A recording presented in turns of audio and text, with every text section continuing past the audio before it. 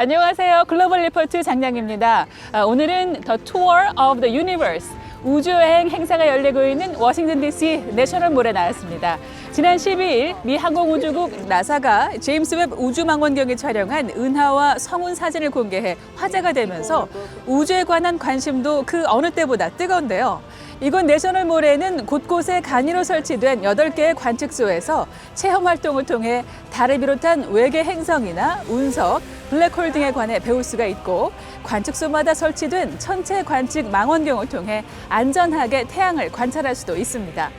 7월 20일은 나사의 달 탐사선인 아폴로 11호가 인류 최초로 달 착륙에 성공한 지 53주년이 되는 날이기도 한데요.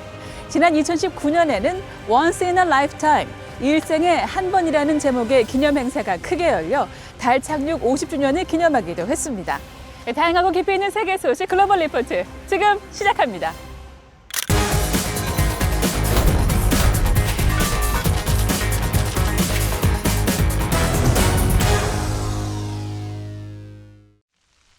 러시아 공세가 이어지는 급박한 상황에서 우크라이나 보안국장과 검찰총장이 전격 해임됐습니다.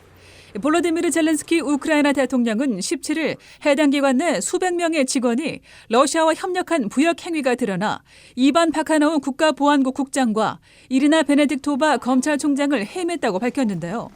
이어 다음 날 28명의 직원을 추가 경질하는 등 젤렌스키 대통령은 사정기관에 대한 내부 단속을 강화하고 나섰습니다. 한편 젤렌스키 대통령 부인 올레나 젤렌스키 여사는 미국을 방문해 서방국의 지원과 협력을 앞세운 외교 행보에 나섰으며 20일에는 미 의회에서 연설했습니다. 유럽 곳곳에서 최고 기온을 갈아치우는 무더위에 산불과 화재가 이어져 이번 주 주요 해시태그에 올랐습니다. 영국은 지난 19일 역사상 최고 기록인 40.2도를 기록하고 화재가 잇따라 발생했습니다. 프랑스에서는 산불이 좀처럼 잡히지 않는 가운데 대서양 연안 지역 중심으로 40도가 넘는 곳이 속출했습니다.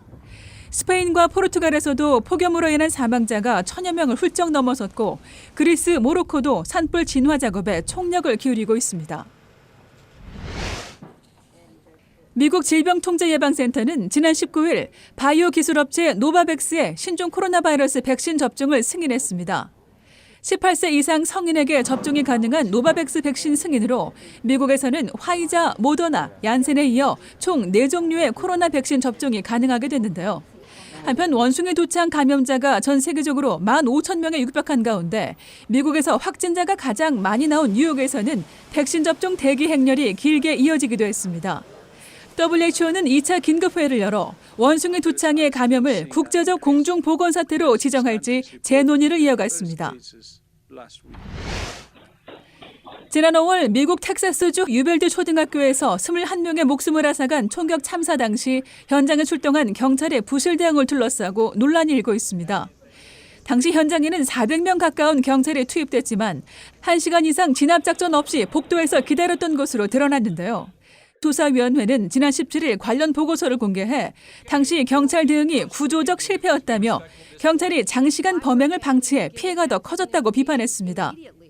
17일 인디애나주 인디애나폴리스에 있는 한 쇼핑몰에서는 또 다른 총기 난사 사건이 발생하기도 했는데요. 총격범은 현장에서 합법적으로 총을 소지한 민간인에 의해 사살돼 총격범 포함 모두 4명의 사망자가 발생했습니다.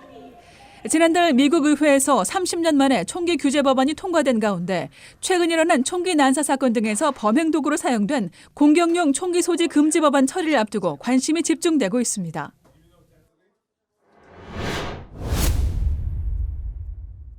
We fight like hell, and if you don't fight like hell, you're not going to have a country anymore. Right here, we're going to walk down to the Capitol. 지난해 1월 발생했던 미국 워싱턴 DC 의회 난입 사태. 도널드 트럼프 전 대통령의 지지자들이 미국의 수도에 있는 의사당을 습격해 2020년 대선 결과 인증 절차를 가로막으려 한 초유의 사건이었습니다. 이 사건이 발생하게 된 경위를 밝히기 위해 민주당이 다수당인 미국 의회 하원은 지난 1년 동안 조사를 벌여왔습니다. 클릭 글로벌 이슈, 오늘은 의사당 난입 사태와 관련해 지금까지 나온 하원 조사 내용 살펴보겠습니다.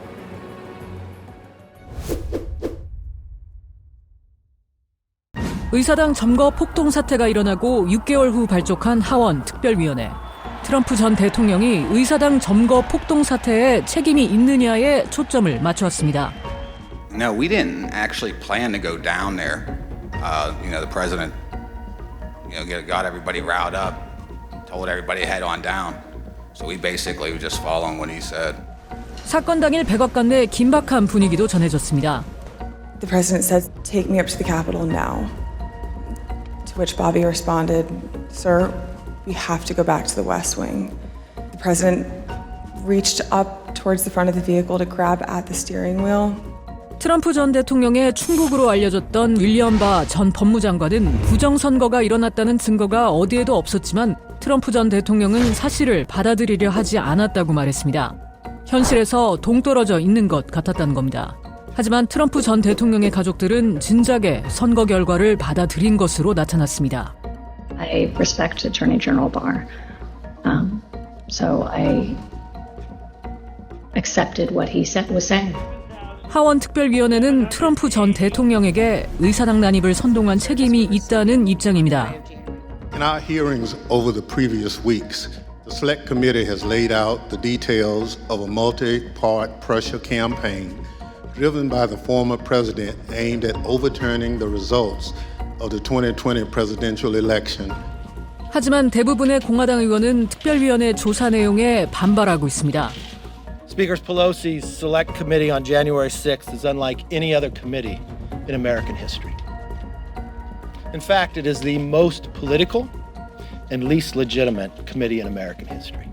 전문가들은 특별위의 조사 결과를 토대로 법무부가 트럼프 전 대통령을 기소할지 또 기소 후 트럼프 대통령이 실제로 폭동을 주도했다고 증명해낼 수 있을지가 관건이라고 말합니다. The real question, and here, is whether or not DOJ has evidence about the criminal liability of the speakers on January 6th, the politicians who were involved. That, to me, remains an open question. 246년 미국 역사에서 전임 대통령이 범죄 행위로 기소된 적은 단 한 번도 없습니다.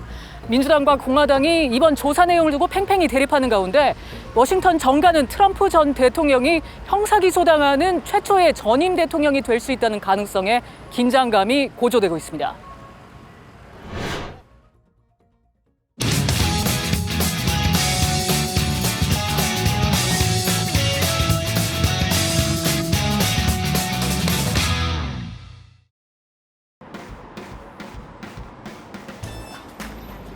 My name's Ryan Henry Ward, and I signed my art Henry. I'm an artist located in Seattle. I've painted close to 500 murals, most of them within the city of Seattle, but all over the state of Washington, and then a handful of murals outside of the state. I actually enjoy people coming up and talking to me when I'm painting. I think it's really important as a public artist, someone that's out putting a lot of images out in the city and kind of defining a city with my imagery to like give people that look at it a moment of my time so they know that the person putting up the artwork is relatable. Right now, I think my favorite mural is the one right above my gallery here. It's kind of a really recent one, and it just was completely what I wanted to do without any input, and that was really nice. I got in this four-wheeler accident, and it was an 800-pound four-wheeler. I went over the handlebars, and I kind of went over this 10-foot cliff, and it flipped over and landed on top of me.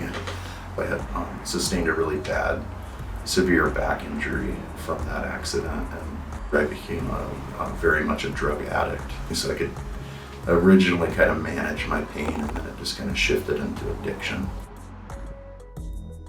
And yeah, it's been about 10 years since then, and I just live with a sober mind, and I do all this artwork from a perspective of clarity, I guess.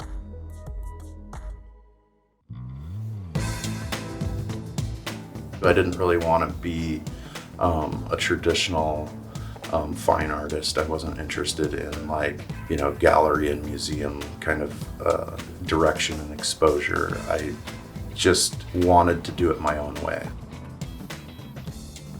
And so I decided to kind of break and shift away from the no contact with the art. And so I created more of like a record store kind of feel to my place where you could shuffle through the art with your hands. Kind of allows you to dig in and kind of discover the art that you want, and then you get to pull it out and put it on a display wall. This is like my abstract work, and I painted this series about a year ago. Pretty deep into the pandemic, I wasn't getting out much. Sitting with my eyes closed, this is kind of what I was seeing at that time. There's a lot of feedback that I've made big impacts in people's lives with the work I've done. And there's nothing really more fulfilling than knowing you're doing something good in the world.